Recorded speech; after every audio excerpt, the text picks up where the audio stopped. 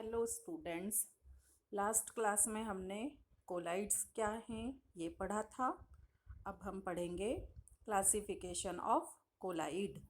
इसके पहले थोड़ा सा रिवाइज करवा देती हूँ।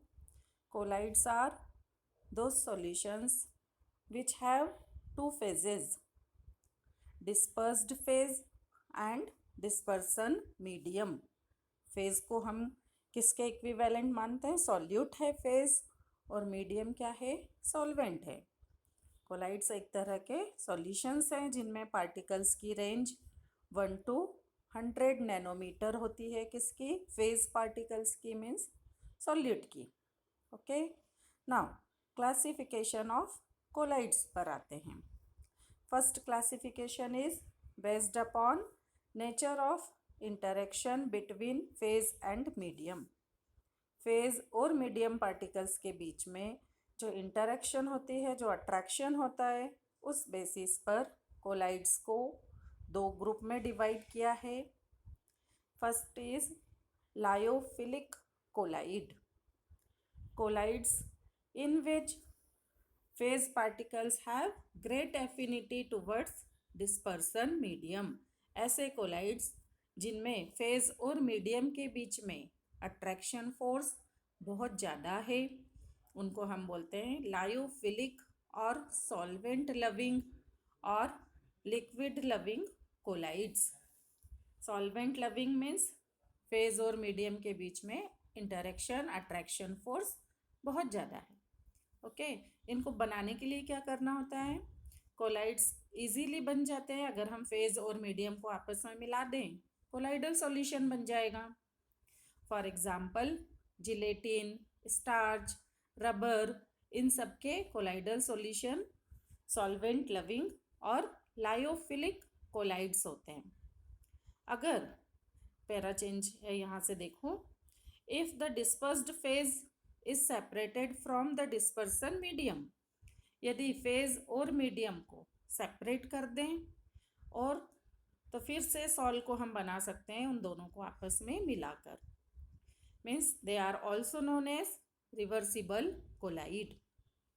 रिवर्सिबल है मतलब फेज और मीडियम को मिलाया, कोलाइडल सॉल्यूशन बनाया, फिर उन दोनों को अलग कर दिया, अलग करके फिर से मिलाया, फिर से कोलाइडल सॉल्यूशन बन गया। इसलिए इनको हम क्या बोल रहे हैं? Reversible colloid. एक बार सेपरेट हुए तो फिर से कोलाइडल सॉल्यूशन प्रिपेयर हो सकता है। सेकंड, बी टाइप पर आते हैं, लायोफोबिक कोलाइड। फोबिया हमने सुना है, फोबिया मतलब किसी चीज़ से डर। तो सॉल्वेंट मीन्स मीडियम और फेज पार्टिकल्स एक दूसरे से डरते हैं, एक दूसरे से दूर हटते हैं।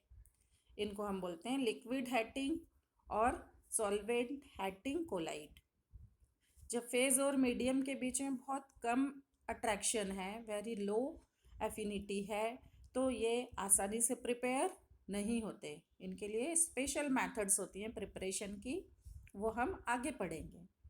For example silver sol, gold sol, arsenic sol. Silver, gold, arsenic सब क्या हैं? मेटल्स हैं, और इनका कोलाइडल सॉल्यूशन इजीली नहीं बन जाएगा कि हम वाटर में डिज़ोल्व कर दे तो मेटल का कोलाइडल सॉल्यूशन प्रिपेयर हो जाए, ऐसा नहीं होता। ओके, और एक बार फेज और मीडियम को सेपरेट कर दिया तो फिर से कोलाइडल सॉल्यूशन प्रिपेयर नहीं होगा, इसलिए हम इनको बोलते हैं irreversible colloid. For example same gold sol, sulphur sol etcetera. Okay, now second classification पर आते हैं। Classification based on the type of particle size. Dispersed phase के जो पार्टिकल्स हैं उसके साइज के बेसिस पर 3 टाइप्स के कोलाइडल सॉल्यूशन होते हैं। First is multi molecular colloid. Multimolecular collides are those in which a large number of atoms or molecules, multimolecular नाम में ही है कि बहुत सारे molecules aggregate होते हैं, एक साथ मिलते हैं, और they form a colloidal particle size about 1 nanometer।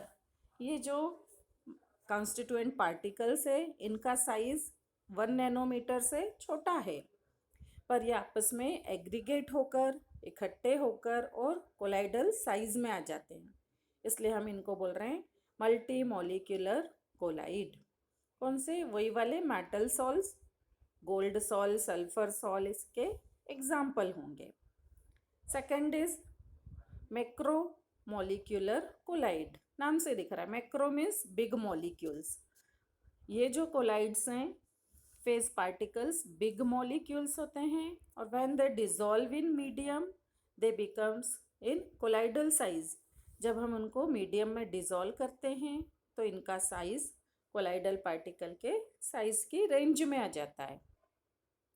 और ये नेचर में मिलने वाले मैक्रोमोलिक्यूल्स हैं, जैसे सेल्यूलोज, प्रोटीन, एंजाइम, जिलेटिन, ये नेचर में मिलते हैं। तो ये नेचुरल मैक्रोमोलिक्यूलर कोलाइड्स हैं। कैसे हैं? पॉलीमर्स हैं, बिग मॉलिक्यूल्स हैं। ओके। और कुछ मेन मेड मैक्रोमोलिक्यूलर कोलाइड्स भी हैं, जैसे nylon, styrene, synthetic rubber etcetera. तो फर्स्ट हुआ मल्टी मॉलिक्यूलर, ऐसे कोलाइड्स जिनमें पार्टिकल का साइज 1 नैनोमीटर से छोटा था, बट वो एग्रीगेट होकर कोलाइडल साइज की रेंज में आ गए। मैक्रोमोलिक्यूलर में नेचुरली इनका साइज बड़ा होता है, बट जब मीडियम में डिसॉल्व करते हैं तो ये कोलाइडल रेंज में आ जाते हैं। थर्ड इज एसोसिएटेड कोलाइड, इन्हीं को हम बोलते हैं मिसेल्स। ओके। ऐसे सब्सटेंस जो स्ट्रॉन्ग इलेक्ट्रोलाइट की जैसा बिहेव करते हैं जब इनका कंसंट्रेशन कम होता है, they behaves as strong electrolyte at low concentration, but at higher concentration they shows colloidal properties. Okay. Higher concentration पर कोलाइड के जैसा बिहेव करते हैं, लोअर कंसंट्रेशन पर ट्रू सॉल्यूशन के जैसा।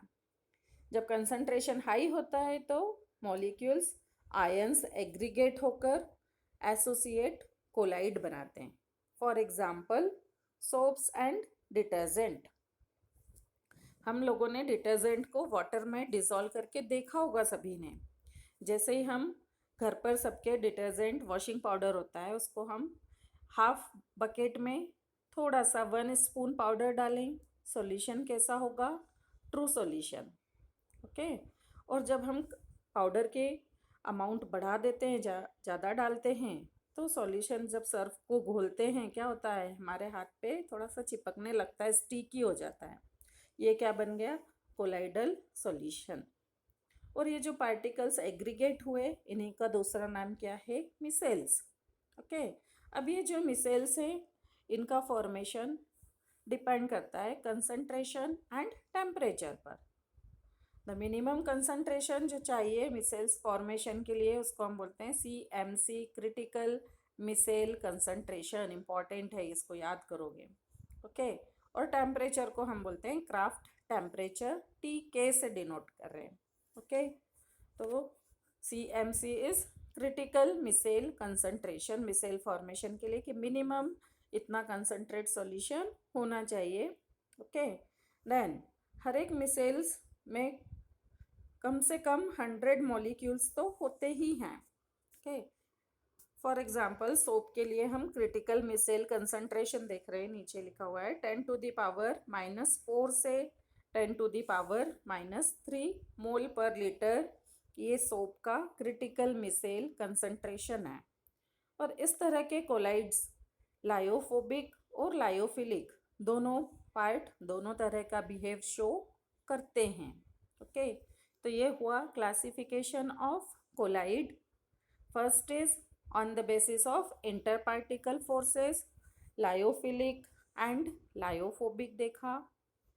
दूसरा on the basis of phase particle size, multimolecular, macromolecular and associated colloids. यहाँ पर ये क्लासिफिकेशन कंप्लीट हुआ।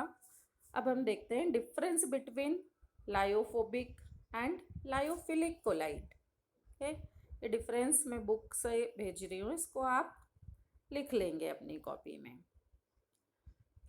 Lyophilic means prepared easily by mixing liquid and dispersion medium. Phase और मीडियम को मिक्स किया, इजीली प्रिपेयर हो जाएंगे। Lyophobic can not be prepare easily. Second point, they are stable. Lyophilic salts हैं तो स्टेबल होते हैं, और ये as compare to lyophilic less stable होते हैं। Then they are highly hydrated. Lyophilic है मीन्स वाटर मॉलिक्यूल से, मीडियम मॉलिक्यूल से इनका अट्रैक्शन ज़्यादा है, इसलिए बहुत सारे वाटर मॉलिक्यूल्स को अटैच कर लेंगे, हाईली हाइड्रेटेड हैं। और ये हाईली हाइड्रेटेड नहीं होंगे lyophobic. Okay, then lyophilic are reversible in nature, they are irreversible in nature. Okay, fourth, maximum lyophilic salts are organic molecules like starch, gum, protein, इनके जो सॉल्यूशंस हैं उनको हम बोलेंगे लायोफिलिक सॉल्ट्स। और यहाँ पर मेटल के कंपाउंड्स होते हैं, metal sulphide, gold sol, sulphur sol, किस में आएंगे? लायोफोबिक में।